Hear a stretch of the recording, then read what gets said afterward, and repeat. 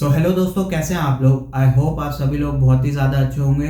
तो दोस्तों, स्वागत है आप लोगों का आज की इस वीडियो में, जहां मैं आप लोग के लिए लेके आया हूं एक और रियल लाइफ हॉरर इंसिडेंट जो कि आप लोगों के दिल को दहला देगा। तो दोस्तों, आज की जो हमारी कहानी रहने वाली है, ये एक ऐसे इंसान के ऊपर है जो कि नास्तिक होता है।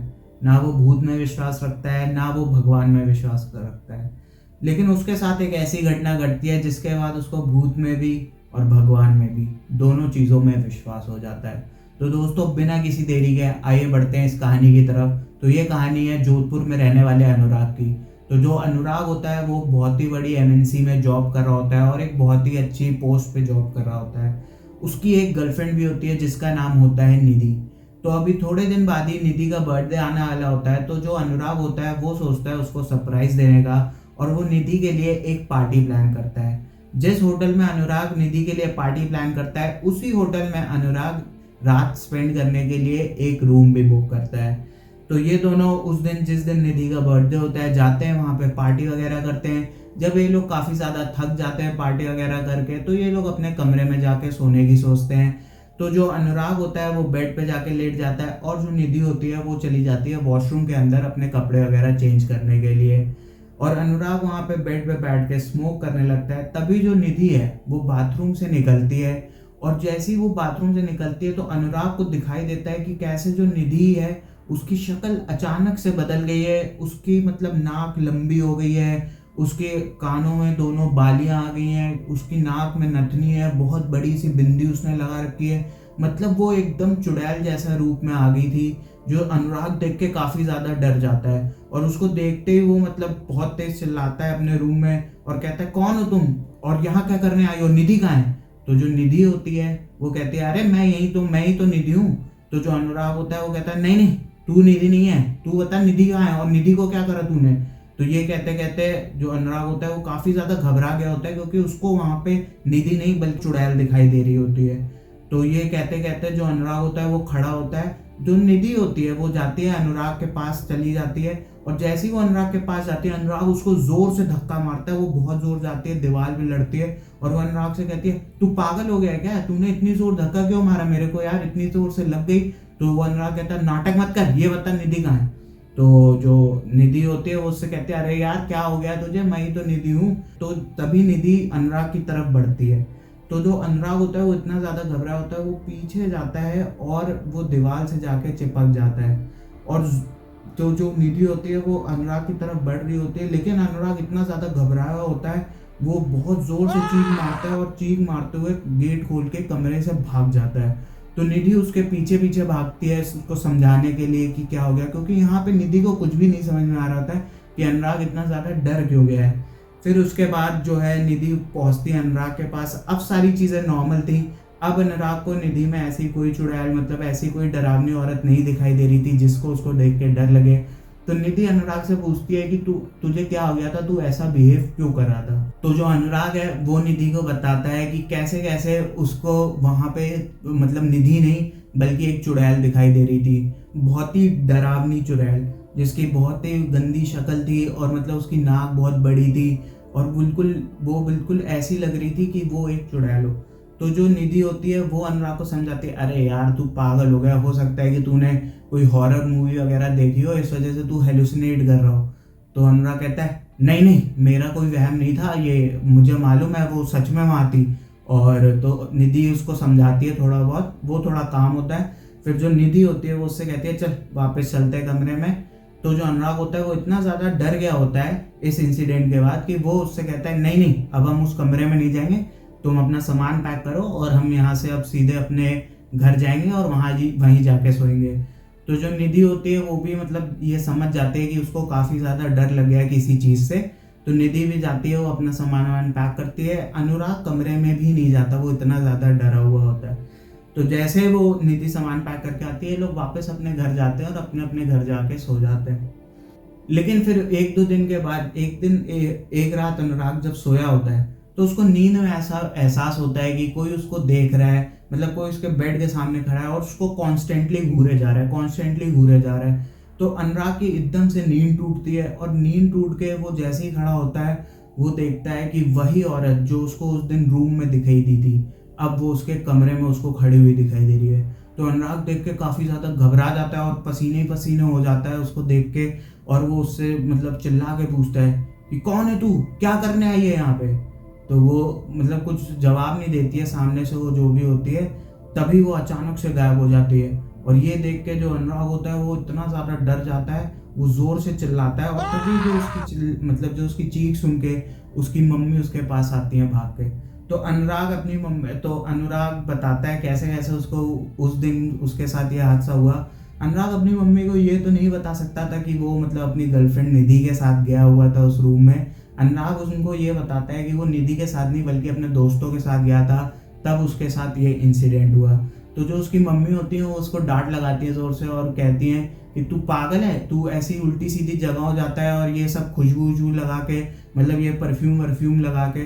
तो अनुराग एक चीज़ रियलाइज़ करता है कि हाँ, उसने उस दिन भी यही परफ्यूम लगाया हुआ था जो उसने आज लगाया हुआ है। कहीं ये चुड़ैल परफ्यूम की वजह से तो नहीं आ रही उसके बाद। लेकिन अनुराग इन सारी चीज़ों पे बिलीव नहीं करता था। वो एक नास्तिक था, ना वो भगवान में बिलीव करता था, ना वो सुपर नेचुरल एंटिटीज़ या सुपर नेचुरल पावर्स किसी भी चीज़ में वो बिलीव नहीं करता था। तो कहता ना ना ऐसा नहीं हो सकता है मेरे को ही कुछ वहम हो रहा हो और ऐसा कुछ नहीं है। तो फिर उस दिन वो सो जाते हैं वही अनुराग, फिर उसकी मम्मी उसको डांट के वापस अपने कमरे में चली जाती है और अनुराग सो जाता है। फिर जो है 2-3 दिन गुजरते हैं उनकी लाइफ के बहुत अच्छे से। तो जो अनुराग होता है वो एक दिन उसके घर पे गेस्ट आए होते हैं, लेकिन अनुराग घर पे होता नहीं है, लेकिन उसके घर पे बनी होती है खीर। और अनुराग उस दिन जैसे ही घर आता है लौट के, तो जो अनुराग के पापा होते हैं वो वहीं सोफे पे बैठे होते हैं। और वो अनुराग जैसे ही अनुराग को देखते हैं वो जोर से वहाँ से पीछे से बोलते हैं, कौन है तू और यहाँ क्या लेने आई है। तो जो अनुराग है वो कहता कौन है, मतलब अनुराग खुद नहीं समझ पा रहा था उसको, क्योंकि अनुराग को कोई नहीं दिख रहा था। तो उसके पापा कहते हैं कौन है तू, क्या देखने आई है। और वो मतलब फिर वो गुस्से में खड़े होते हैं और पता नहीं डंडा उठाते हैं वहाँ से और उसके पीछे भागने लगते हैं। तो वो जो अनुराग होता है ये चीज़ देख के काफ़ी ज़्यादा चौंक जाता है कि जो चीज़ें मैं महसूस कर पा रहा हूँ वो मेरे पापा कैसे महसूस कर पा रहे हैं।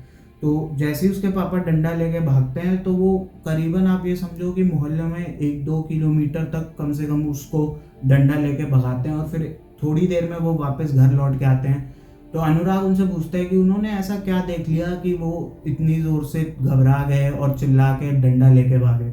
तो उसके पापा उसको बताते हैं कि तुझे नहीं मालूम, जैसे ही तू घर में घुसा तेरे पीछे पीछे एक और औरत आ गई थी और वो इतनी डरावनी दिख रही थी, वो इंसान तो थी नहीं, लगता है वो कोई ऊपरी शक्ति थी। तो जो अनुराग होता है वो ये चीज़ समझता है कि सिर्फ उसको नहीं, ये चीज़ उसके पापा को भी दिखाई दे रही है। तो फिर चीज़ें 3-4 दिन के लिए नॉर्मल हो जाती हैं, सारी चीज़ें घर में नॉर्मल, अनुराग भी अपनी नॉर्मल ज़िंदगी जीने लगता है क्योंकि वो इन सारी चीज़ों पे बिलीव नहीं करता था। तभी सडनली एक दिन जब रात में अनुराग सो रहा होता है, उसको अपनी छाती पे बहुत ही ज़्यादा प्रेशर फील हो रहा होता है। और जैसे ही अनुराग की नींद खुलती है वो देखता है कि वही चुड़ैल उसकी छाती पे ऊपर बैठी हुई है और उसका गला दबाने की कोशिश कर रही है। तभी अनुराग जो है मतलब उसको धक्का सा देता है तो वो गिर जाती है, लेकिन वो चुड़ैल अनुराग का हाथ पकड़ के खींचती है और अनुराग की जैसे सोल उसकी बॉडी छोड़ देती है। और वो ये चीज़ अपने आप को सोते हुए देख पा रहा था और वो चुड़ैल उसका हाथ पकड़ के उसको कहीं ले जाने लगती है। लेकिन अनुराग इतना ज़्यादा घबरा गया था इस सारी चीज़ों को देख के कि अनुराग ज़ोर से अपना हाथ छुड़ाता है और वो पूरे घर में भाग रहा होता है, पूरे घर में भागता है। वो सबको सोते हुए देख रहा होता है, सबको उठाने की कोशिश कर रहा होता है, लेकिन कोई भी नहीं उठता उसके घर में। अनुराग लिटरली अपने आप को खुद को भी सोते हुए देख पा रहा था वहाँ पे। फिर अचानक से क्या होता है, अचानक से अनुराग की नींद खुलती है और सारी चीज़ें गायब हो जाती हैं। और ये चीज़ें जो हो रही होती हैं वो अनुराग के लिए काफ़ी ज़्यादा, तो वो जैसे ही उठता है वो ज़ोर से चिल्लाता है। तो फिर भाग के उसकी मम्मी उसके कमरे में आती हैं। फिर अनुराग बताता है कि कैसे उसको फिर से वही औरत दिखाई दी। तो जो उसकी मम्मी होती हैं, हरामजादे तूने मेरी बात नहीं मानी और तू फिर से गया बाहर घूमने ऐसी उल्टी सीधी जगहों पे और फिर तूने वही परफ्यूम लगाया हुआ है। तो अनुराग समझ जाता है कि इस चीज़ का लिंक कहीं ना कहीं परफ्यूम से है।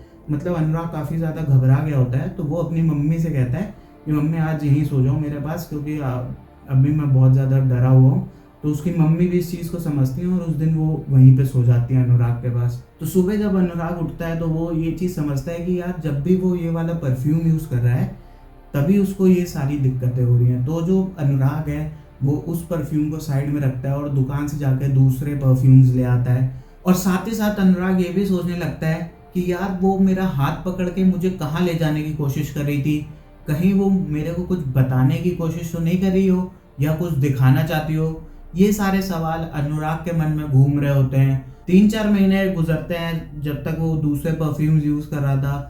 अनुराग की लाइफ में कोई भी प्रॉब्लम नहीं थी, लेकिन उसके मन में ये सवाल ज़रूर चल रहे थे कि वो कौन थी, वो क्या उसको बताना चाहती थी, क्या उसको कहाँ ले जाना चाहती थी। अनुराग कुछ समझ नहीं पा रहा था और अनुराग कहीं ना कहीं बैक ऑफ द माइंड उसके यही चल रहा था कि यार वो उसको कहीं कुछ ऐसा तो नहीं है कि कुछ बताना चाह रही हो या कुछ दिखाना चाह रही हो।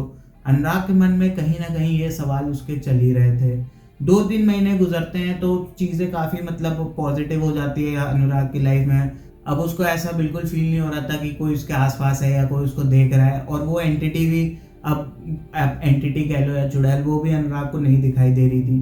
तो जैसे ही 3-4 महीने गुजरते हैं, आप समझते हो सारी चीज़ें अच्छी चलने लगती हैं अनुराग की लाइफ में, तो लोग हल्के में लेने लगते हैं, चीज़ों को बहुत लाइटली लेने लगते हैं। तो अनुराग मतलब फिर से वही वाला परफ्यूम यूज़ कर लेता है जो वो पहले यूज़ करता था।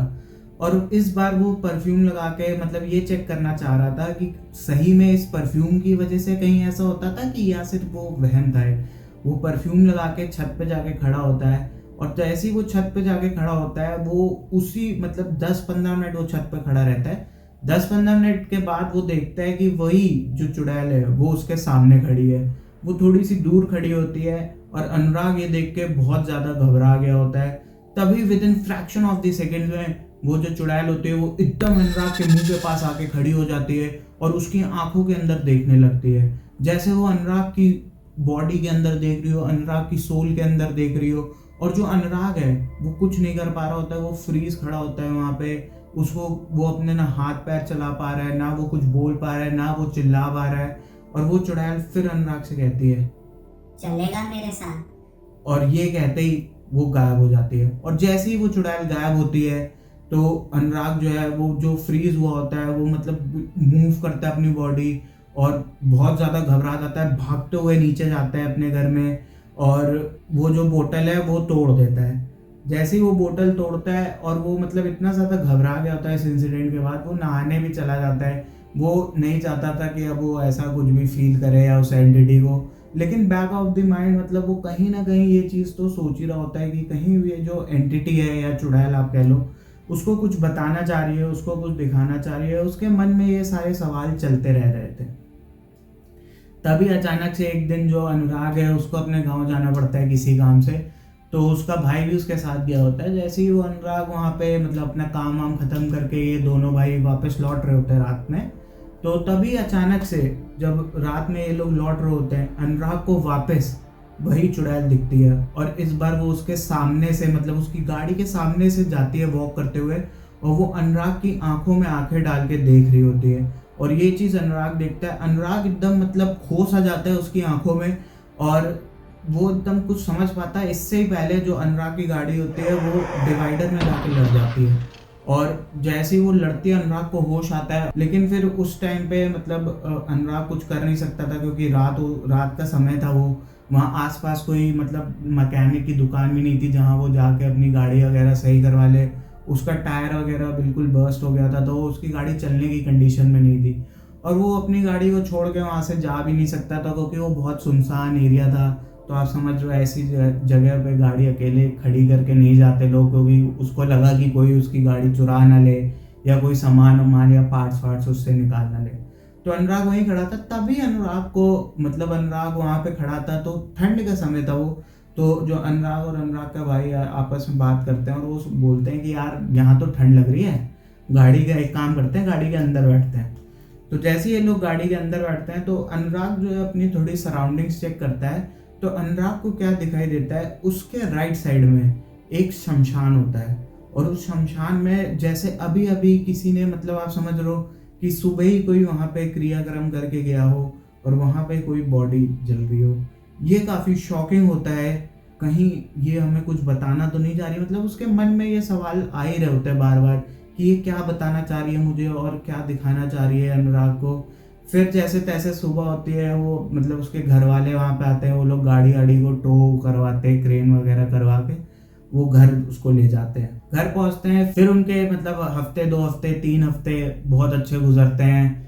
फिर मतलब कोई प्रॉब्लम नहीं चल रही होती है, तभी अचानक से एक दिन वो जब निधि को अपने घर ड्रॉप करके आ रहा होता है वापस से, तो लौटते टाइम वो मतलब आप जानते ही हो कि लोग जब अपनी गर्लफ्रेंड के साथ होते हैं तो मतलब फ़ोन वगैरह पे बात वगैरह करते हैं। तो उसने ब्लूटूथ पे वो अपने फ़ोन गाड़ी के ब्लूटूथ से बात कर रहा था अपनी गर्लफ्रेंड से, निधि से। और अचानक से वो निधि को बताता है कि अरे यार वो फिर दिख रही है मुझे। तो निधि कहती है कौन दिख रही है? कहती अरे वही चुड़ैल यार, वो बार बार हर 10 सेकंड में मेरे को दिख रही है। मैं हर 100 मीटर में मेरे को फिर से दिख रही है और 100 मीटर में मेरे को फिर से दिख रही है। तो निधि कहती है अरे तू तू वहम हो रहा है, तेरे को ऐसा कुछ नहीं है, तू बस गाड़ी चलाता जा और जल्दी से घर पहुंच जा। तो वो थोड़ी देर बाद जो अनुराग होता है वो निधि को बताता है कि यार वो तो मेरी गाड़ी में आके बैठ गई है, मेरी पीछे वाली सीट पे बैठी हुई है। और निधि कहती है क्या बात कर रहा है यार, तू तू तेरे को व्यायाम हो रहा है, ऐसा कुछ नहीं है, तू जल्दी जा, तू घर पहुंच, जल्दी घर पहुंच, घर पहुंच। और तेरे को ज़्यादा डर लग रहा है तो तू हनुमान चालीसा वगैरह पढ़ और घर पहुंच जल्दी से। तभी जो अचानक से अनुराग की आवाज़ है वो बिल्कुल बदल जाती है और वो फिर निधि से वो मतलब एक बहुत क्रीपी सी हंसी हंसती है और निधि से बोलती है तू छोड़ दे इसको और हट जा मेरे रास्ते से।